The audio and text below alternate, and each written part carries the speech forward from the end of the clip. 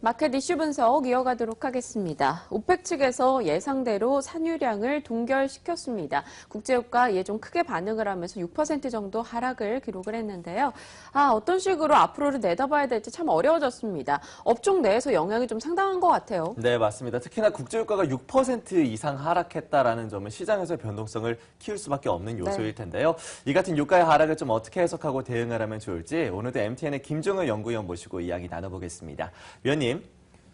네, 오늘 전자거래밖에 없었다라는 측면에서 어떻게 보면 변동성도 확대되었을 수 있습니다. 그래서 예고된 악재에도 이렇게 민감하게 반응한 이유는 아무래도 전자거래의 특성이 아니겠는가. 전자거래에서 공격적인 매매가 나타나면서 거기에 대한 추종 매매까지 이어지고 실제로 미국은 웬만하면 거래소 안에서 서로 정보도 교환하고 서로를 이제 쳐다보면서 거래하는 그런 시스템인데 이게 아니라 이제 말 그대로 전자거래만 이루어지다 보니까 폭락에 폭락을 부르는 그런 양상이 이어졌다. 그래서 이러한 양상은 아마 내일 조금 줄어들 가능성이 있지 않나라고 보고 있습니다. 그래서 실제적으로 열렸던 유럽 시장에 대한 영향력도 생각보다는 크지 않았다라고 보여지고요. 또한 이제 우리 시장 내에서 봤을 때는 시장 전체보다는 업종에 영향을 줄 가능성이 높다라고 보여지는데 저 업종별로 봤을 때 관련주들, 뭐 정유주를 포함한 석유화학주들이 최근에 탄력을 좋게 반등하고 있는 롯데케미칼도 있지만 정유주들은 강하게 반등한 거 최근에 다 도로 반납했거든요. 그런데 추가적으로 충격이 불가피하다라는 거죠. 그래서 시장 전체보다는 업종에 미치는 영향이 커질 가능성이 있다. 그래서 정유주를 포함한 종목군들이 좀 우려스럽다. 이렇게 말씀드릴 수 있습니다. 그럼 지금 들고 계신 분들이라면 뒤늦게라도 비중을 줄여야 하는 것인지 현재 대응을 좀 주목해 봐야 될 것 같아요. 어떻게 생각하십니까? 저는 일단 뭐 전저점 부근에서는 추가 하락은 제한되지 않을 거라고 보고 있습니다. 그래서 뭐 추격 매도는 이미 늦었다라고 보여지고요. 여전히 이 종목들에 대해서는 안 되는 종목들은 안 된다라는 말씀을 드리고 싶고 반등 시 비중 축소 의견을 여전히 유지하고 있습니다. 네, 이렇게 해서 정유주들에 대한 의견까지 확인을 해봤습니다. 네. 이어서 종목들에 대한 이야기 좀 더 해볼게요. 저희가 방금 앞서서 로레알과 아모레퍼시픽을 연결해보면서 그에 따른 투자 아이디어를 얻어보자라는 이야기 했었는데요. 최근 유럽 증시에서 일단 로레알의 상승세가 두드러지는 모습입니다. 뭐 오늘장에서도 52주 신고가를 경신하는 모습이었는데요. 로레알의 이 같은 흐름, 아모레퍼시픽과의 좀 차이점이 있다면 어떤 점을 분석할 수 있을까요? 로레알이 주가가 뭐 올해 장기간 강세를 보여주고 있는데 최근에 에스티로더나 로레알이나 모두 주가의 탄력이 꽤 둔화되었다가 10월달 이후부터 두 달간 갑자기 급등하고 있는 양상입니다. 그래서 지금 10월달에 강세를 보였던 아모레퍼시픽보단 오히려 로레알이 11월까지 두 달 연속으로 강세를 보여주고 있다. 그래서 똑같은 중국 관련 화장품주라고 하더라도 글로벌 펀드의 선택은 중국 내 1위, 글로벌 1위인 로레알을 선택하고 있다는 점에 주목해 볼 필요가 있지 않나라고 판단하고 있고요. 로레알의 차이점은 뭐냐면 상반기에만 6조 원이 넘는 돈을 썼습니다. 어디에 썼냐면 M&A에 썼거든요. 그래서 중국의 마스크팩 업체도 인수를 했고요. 또 유럽 시장에 저가 브랜드 그리고 굉장히 이 범용 브랜드를 인수하면서 회사의 덩치를 더 키워가고 있는 상황이죠. 랑콤이라고 하는 고급 브랜드도 있습니다만 실제로 최근 들어서는 중국 내 현지화 브랜드, 저가 브랜드를 일부는 접고 일부는 넓혀가는 듯한 광폭 행보를 보여주고 있다는 점이 차이점이고요. 또 하나 이제 중요한 것은 경쟁력을 높여갈 수 있을 만한 시너지를 기대하기 위한 그런 노력들이 M&A뿐만 아니라 연구개발 그리고 광고 판촉 등 다양한 활동에서 모두 나타나고 있다는 점이 차이점입니다. 가장 최근 뉴스로는 중국과 한국에서 동시에 인기를 얻고 있는 이다희 씨 같은 사람을 모델로 기용해서 적극적으로 지금 마케팅을 하고 있다는 건데요.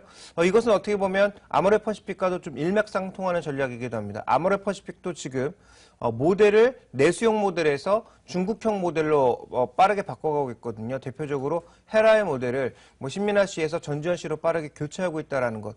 이런 부분들이 좀 같은 부분들도 있지만 지금 로레알 같은 경우에는 중국 내에서 굉장히 광폭 행보를 보여주고 있다. 현지 기업도 인수하고 그다음에 마케팅도 공격적으로 하고 있는 점들이 약간의 차이점과 유사점이 동시에 가고 있다고 볼 수가 있습니다. 그렇다면 매출 성장도 좀 봐야 될 것 같습니다. 아모레나 로레알 앞으로의 흐름을 봤을 때 그간의 성장 흐름이 좋았던 걸로 볼 수 있는 건가요? 일단 그 중국 공략하는 데 있어서 로레알 같은 경우에는 가장 주목한 게 이제 현지화 전략이거든요. 중국의 현지 기업들을 인수했다라는 점과 함께 랑콤 같은 고급 화장품은 보통 온라인에서 광고는 많이 하지만 실제로 유통 자체는 그 온라인 매장보다는 오프라인 매장에서 하게 되는데요. 반대로 지금 랑콤 같은 경우에는 중국의 특성을 이용해서 오프라인 매장이 활성화될 수 없는 지역이 많다 보니까 적극적으로 온라인 마케팅을 하고 온라인에서 또 팔고 있습니다. 그리고 또 한 가지 뭐냐면 페이스북이나 중국에 특화되어 있는 웨이보 같은 것들을 이용을 해서 올라온 답변 하나하나를 모두 답변해주고 질문 하나하나를 모두 답변해주는 등 온라인 마케팅에도 굉장히 주력하고 있는 것이 이 로레알의 이제 중국 시사점이라고 좀 봐야 될 것 같고요. 현재 아모레퍼시픽도 로레알의 성공 사례를 보고 거의 비슷하게 쫓아가고 있는 만큼 어느 정도 좀 비슷하게 전략을 짜고 있다라고 봐야 될 것 같습니다. 먼저 준비된 그림을 좀 하나 보시면요. 로레알의 지금 순위가 전 세계 1위를 작년부터 꾸준하게 유지하고 있는 상황인데 아모레퍼시픽은 2002년도에 비해서 무려 8계단이 올라갔습니다. 근데 이 8계단 상승의 주역이 바로 중국이었다라는 거죠. 그래서 최근에 글로벌 시장에서 화장품 종목 중에 가장 탄력적으로 순위를 끌어올리고 있는 게 아모레퍼시픽과 브라질 업체인데 이 두 업체 모두 신흥시장 쪽에서 화장품이 확대되는 것에 연동되어서 올라가고 있다는 점을 주목해 볼 필요가 있을 것 같고요. 그런 관점에서 로레알과 아모레퍼시픽이 같은 전략으로 가고 있는 점도 분명히 좀 주목해 볼 만한 포인트, 앞으로 더 성장할 수 있는 모멘텀이 있다. 이렇게 좀 판단이 되고 있습니다. 네, 이어서 이제 어제 우리 시장에서 중요했던 이슈였죠. 네. 바로 삼성전자 삼성전자. 살펴보도록 하겠습니다. 자사주 매입 발표를 밝히면서 장중에 8% 넘게 오르는 모습도 관측이 되면서 전 이렇게 크게 오를 수 있을까 하는 생각도 드는 사실이었는데요. 네, 앞으로도 주주환원 정책을 이같이 펼칠 수 있는 종목이 무엇일까에 대해서 시장은 혈안이 되어 있는 상황입니다. 어떠한 종목들을 좀 집중해서 보는 게 중요할까요? 핵심은 현금 유보율과 그리고 현금 창출 능력 두 가지가 아닐까요? 그러니까 아무리 주주환원 정책을 하고 싶어도 현금도 없고 현금을 창출할 수 없으면 뭐 주주환원이고 뭐고 할 수가 없는 거죠. 그래서 주주환원 정책을 하기 위해서는 일단 기본적으로 현금이 있어야 되고요. 그 다음에는 현금을 계속적으로 창출할 수 있는 능력이 있어야 됩니다. 그 두 가지를 갖추고 있는 기업들을 살펴봐야 되고요. 매출 측면에서는 내수로 기울어진 종목은 안 된다라는 것이 확인되고 있죠. 그래서 내수를 기반으로 수출을 확대하고 있는 종목이 주가도 가장 많이 오를 거고 밸류에이션도 상대적으로 덜 부담될 거다라는 것이고요. 그 다음에 또 한 가지 액면 분할 가능성이 있는 그런 고가주들이 상대적으로 좋다라고 보고 있습니다. 어제 발표된 증시 활성화 대책에서도 대놓고 아예 지금 액면 분할을 해라라고 고가주들에게 요구하고 있죠. 그러니까 좋은 기업들을 여러 사람들이 나눠 가질 수 있도록 또 투자가 연기금이나 다른 기관들이 확대될 수 있도록 주가를 낮춰라라고 의도적으로 지금 얘기하고 있는데요. 이와 관련된 종목군들을 꼽아보자면 일단 각 그룹 지주사들을 우리가 주목해 볼 필요가 있겠다. 왜냐하면 지주사들 같은 경우에는 전반적으로 흐름이 좋을 수밖에 없기 때문에 앞으로 좋아질 수밖에 없기 때문에 왜냐하면 지배구조의 핵심 종목이라서 앞으로 이제 뭐 배당이라든지 이런 게 좋아질 수밖에 없는 거죠.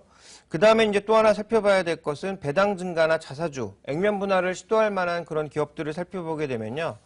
삼성카드나 삼성화재, 배당을 올릴 가능성이 높다라는 점에서 주목해 볼 필요가 있을 것 같고요. SK텔레콤 같은 경우에도 향후 배당의 추가적인 증가 가능성. 여러분들이 이제 착각하시는 게 있는데, 이 단독법으로 인해서 통신주들이 좋아진다. 비싸게 팔아서 좋아진다라고 착각을 하는데요. 그게 좋아진 게 아닙니다. 여전히 이렇게 낮은 금리에도 불구하고 거의 6%에 가까운 금리로 리스를 하고 있다라는 거죠. 그러니까 우리가 지금 휴대폰을 대부분 현금으로 쓰기보다는 할부 금융을 이용하는 것과 마찬가지 효과인데요. 그 할부 금융의 금리가 무려 6%라는 겁니다. 그러니까 실제적으로 이 통신사들에게서 나오는 가장 큰 이익의 핵심은 결국 이 할부 금융에 있거든요. 그러면 이 할부 금융과 비슷한 금리로 만약에 사람들에게 배당을 해줘도 실제로 통신사들은 별로 손해보는 게 없는 거죠.